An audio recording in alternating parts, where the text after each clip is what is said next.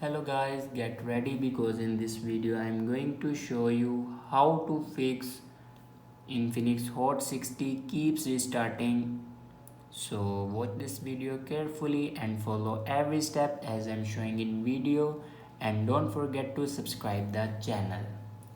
So let's start the video. First of all, open settings.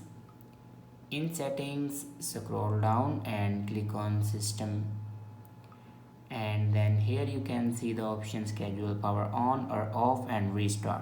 Now click on it, and if you turn on these options then turn it off. After turn off these options, then go back to the main page of your settings and click on my phone. Now click on check for updates, and here you can check your latest version will be updated or not. If it doesn't update to latest version, then update it to latest version. After update a latest version, your problem will be fixed. I hope this video is helpful for you. Thanks for watching.